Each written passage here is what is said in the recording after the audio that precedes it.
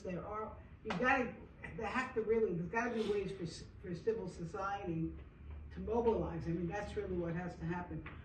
I thank you for sharing. Right off the top of my head, given the situation with our government, I don't know what to tell you to do other than thank you for sharing it with me, because I will go back and talk to some of my colleagues and try to figure out if there's what we can do to help.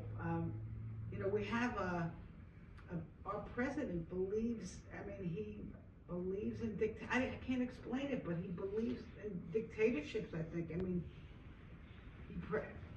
This is where he is. It seems like it.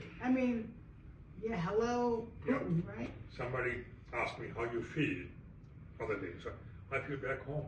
Yeah. Because I'm comfortable. So what do you mean comfortable? It's like back home. We are used to this thing, Yeah, we're getting this. It's a scary to see in Pakistan this thing happening. I went to Russia 40 years ago, Leningrad. At that time, I can see the people's brain or minds and expression at that time, 40 years ago in Russia, USSR. Yeah. Seemed to me we are same situation in Pakistan now. Yeah.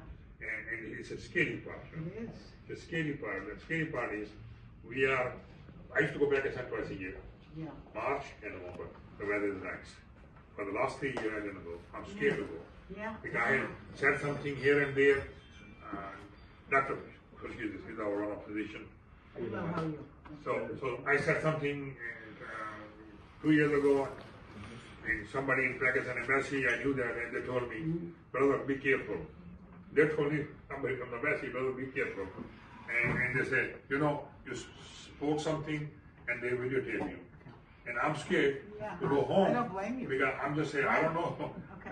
I'm a little guy, I don't want to go back, and I'll be disappeared, Well, I'll tell you what I will do is, when I get back to Washington, we get back on Monday, is maybe we can put together some folks, especially with some of these partners that promote democracy, and get some of, I don't know who's, you have counterparts in Washington, or maybe we could even. We have offices in counterpart. We can do a Zoom even. Yes, we can do Zoom. Okay. Yeah, we'll figure something out to really. I'll try to get some experts to hear this and give some thoughts on what, if anything, you can do from a civil society point of view. I think I talked to Debbie last time on the same thing. Yeah. She said she will talk to her legislative guys next week. Well, I'll talk to Debbie. Okay, no. I said, okay, sure. She said, I will come back. I said, no, I need a 2 hours meeting. I'm not just going in this way. Okay, well, we'll do I think we can do is, I think the best thing is we'll get some of these, there are, think tanks, nonprofits that work on these issues. And we'll get them on a Zoom with you. Yeah, definitely. We can. We'll let you know, and you can bring, and we'll get your national people. Sure. So we can put national. Actually, now we have 18 different districts now. Okay. So we are expanding. So we're trying to work with the local communities, local minorities. Well, it's very good what you're doing. This is minorities also. And next time I'm going to do something in Boca. Okay. In your area. Okay. So you're. I'm north of Boca. I'm West Palm Beach. Oh, West Palm Beach. Okay, we'll go. Do you know that I'm Donald Trump's member of Congress? Okay, you're. Please don't say anything. All right. Anyway, thank you for sharing. Yeah. That sounds really terrible and scary. I hate to say it. It sounds terrible. Anybody? Who else wants to enlighten us? Yes. I want to say that former Prime Minister of Pakistan, Imran Khan, and his wife are in jail. Oh.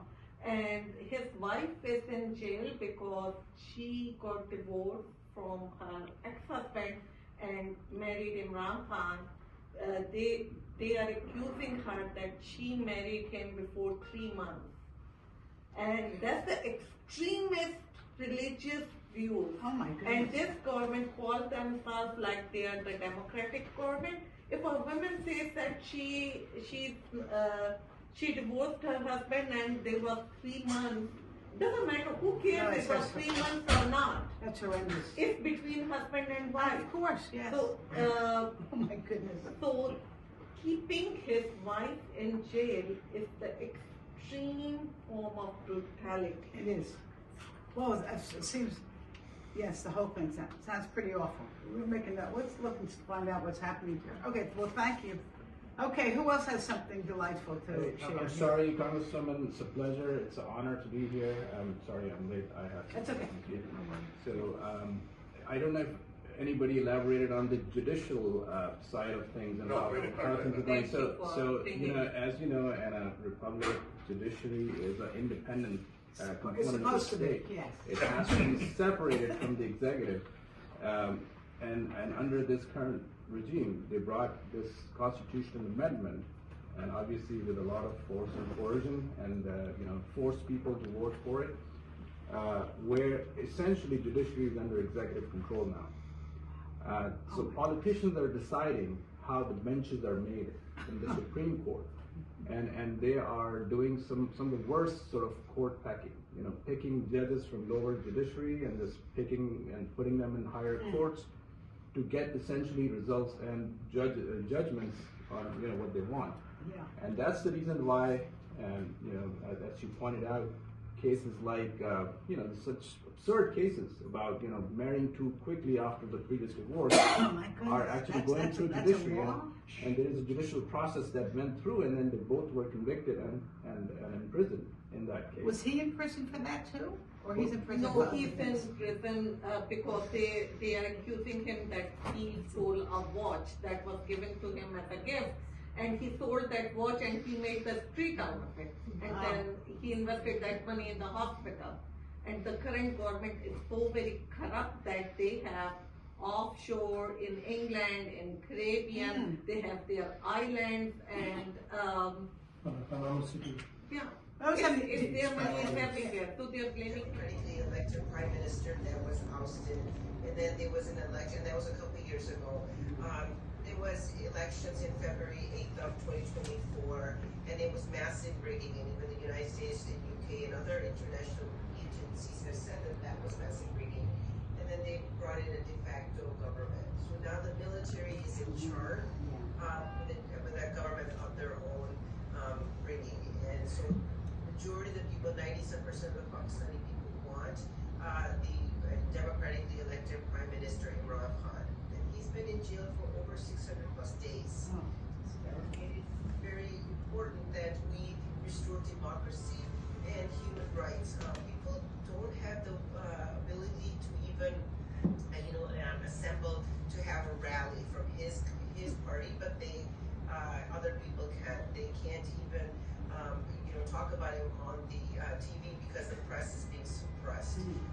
Middle of the night, they're changing constitutions and making amendments so the judges will remain, and he or people that are independent judges are not going to be able to have any kind of say. And so everything is being manipulated. The basic institutions are being destroyed by this military government. And Imran Khan, what he wanted was to bring that military government under the civilian rule. So that would be the prime minister and the president, and the military would answer, like the rest of the, like United States and stuff. So our main issue is that we want to restore democracy and human rights, because that's what the will of the people is. Yeah. We should to have that say.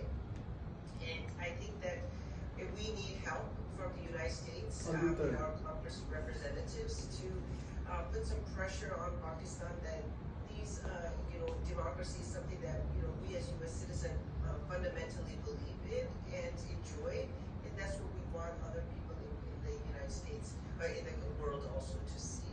And that's the will of the people, and when the will of the people is democracy, and the Pakistani people relate more to U.S. Citizens in the United States, that brings Pakistan closer to the U.S. and maintains a strong relationship that has been there for so many years. And so, as our representatives in Congress, we need your support for this endeavor and this important issue. Thank That's you. Thank you for sharing. We have a lot of other things. Who do you work with? Do you work with anyone in particular? One thing I know you have to do with other folks there.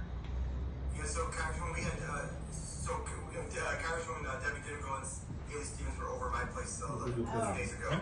We had a conversation. So Debbie was telling me about you and giving me feedback. When I visited her last week, she wanted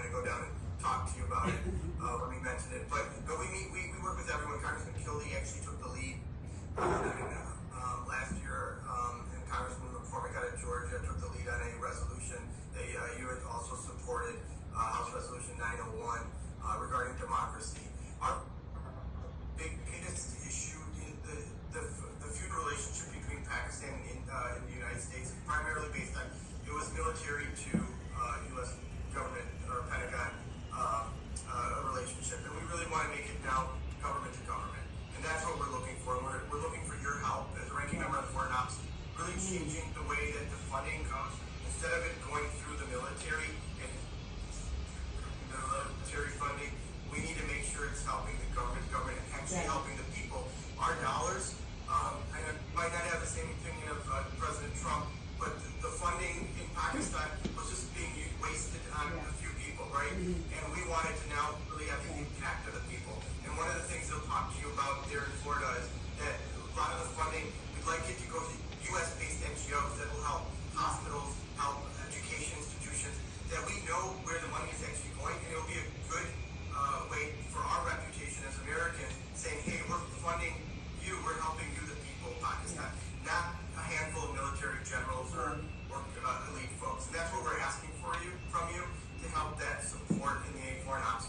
Okay, well, thank you. We have a big issue now with the president who just, cut off all foreign assistance, so I know. we're gonna try to work through it, but you have some good suggestions there, and thank you. And yes, Debbie and Haley are very good friends of mine. I'm glad you got to meet with them. No, and one thing, I want to add one thing. Khan has the former Prime Minister, and he wants to have a really good relationship with the United States. He's probably visited every state in the United States more than we all have. He's gone there to raise funds for hospitals and schools in Pakistan. So he does a lot of charity work. His kids are Jewish. He's married to Jemima Goldsman. He wants to build a better relationship with Israel and the U.S.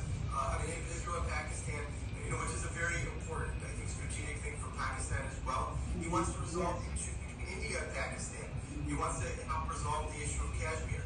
He opened up the border. He started bringing in influx of Indian citizens to come and visit Pakistan, especially the Sikh community. They started coming in, and he developed a big historical temple for them, and they have started to visit in large numbers. So he's breaking the ice. He wants peace, and that's what democracy is all about. And I think if he can get the people, his 90% of the support of the public, which no world leader has that much support in their country. The maximum anyone has is like, I think, 61%.